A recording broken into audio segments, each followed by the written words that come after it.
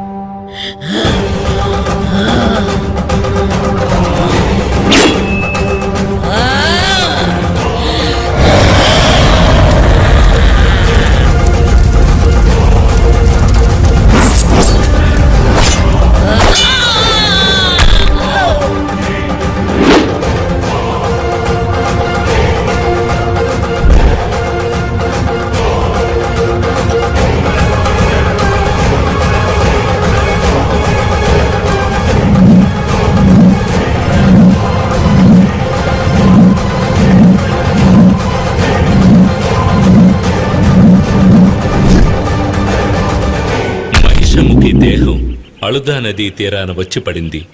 ఆమె తిరిగి లేచేలోగా అయ్యప్ప ఆమె వీపుపైకెక్కి వీరతాండవం చేసి ఆమెను సంహరించాడు.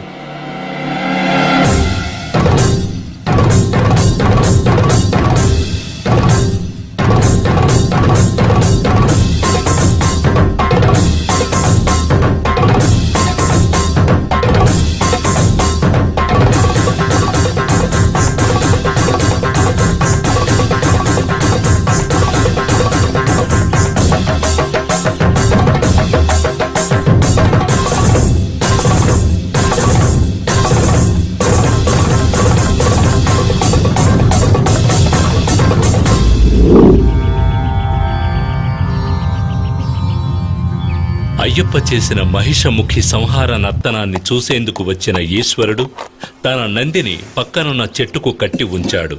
అందుచేత ఆ స్థలం కాళే కట్టే అని పిలువబడుతున్నది.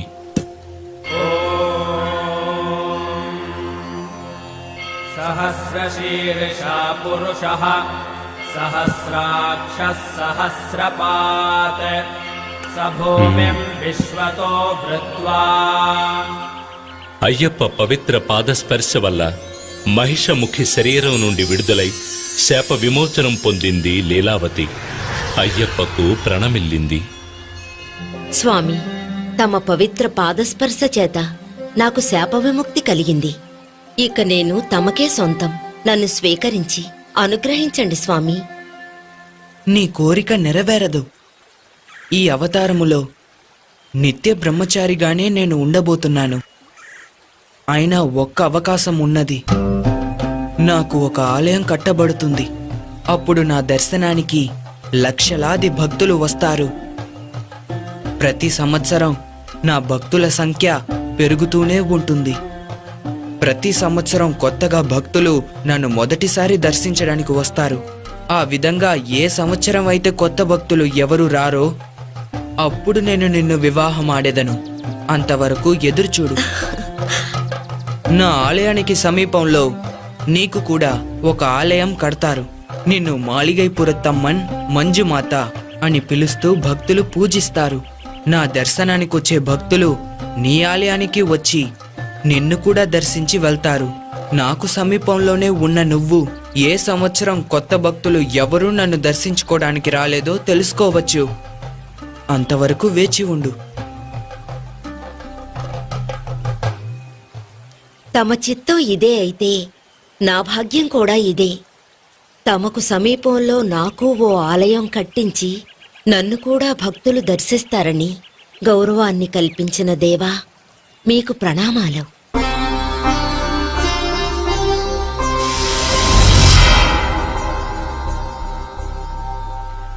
మహిషి సంహారానంతరం పరమేశ్వరుడు అయ్యప్పను పిలిచి, పుత్రా, నీ వియోగంతో కృంగిపోతున్నాడు మహారాజు రాజశేఖరుడు. అతన్ని చేరుకుని ముక్తిని ప్రసాదించాలి. అలాగే నీలిమలలో శబరి అనే భక్తురాలు నీ దర్శనం కొరకు ఎదురుచూస్తోంది. ఆమెను అనుగ్రహించి మోక్షాన్ని ప్రసాదించడం నీ కర్తవ్యం. అలా చేస్తే ఆ భక్తురాలి గుర్తుగా ఆ కొండకు శబరిమల అనే పేరు వస్తుంది. అంతేకాదు, ఆ శబరిమల పైనే నీ ఆలయం నిర్మించబడుతుంది.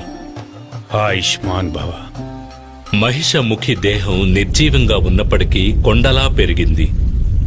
అలాగే వదిలేస్తే సూర్య చంద్రాదులను కూడా కప్పివేస్తుంది అనిపించడం వల్ల అయ్యప్ప మహిషముఖి శరీరాన్ని పాతాళానికి తోసి రాళ్లతో కప్పివేశాడు.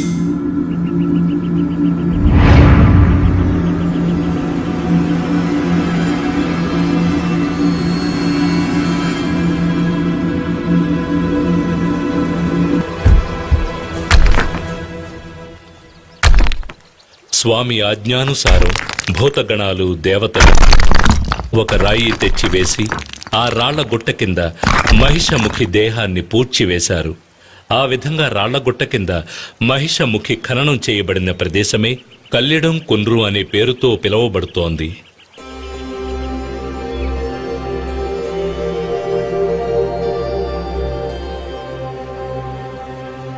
దేవేంద్ర, ఈ సంహారం గావించిన నాకు ఇంకొక కర్తవ్యం ఉన్నది. నా తల్లి విపరీతమైన తలనొప్పితో బాధపడుతూ ఉన్నారు. దానిని పోగొట్టే పులిపాలు కొరకే నేనిక్కడికి వచ్చాను. ఇది నా మీద ఎంతగానో ప్రేమ కలిగిన నాకు 2 కళ్ళ వంటి తల్లిదండ్రులకు నేను చెయ్యవలసిన కర్తవ్యం. కనుక పులిపాలు పొందడానికి తమరే నాకు సహాయం చేయాలి. తప్పకుండా. ఆదిదేవుడు ఈశ్వరుని ఆన ప్రకారం నేను ఆడపులిగా మారి తమకు పాలు ఇచ్చేదను. కాని మీరు ఈ పాత్రని తీసుకువెళ్ళి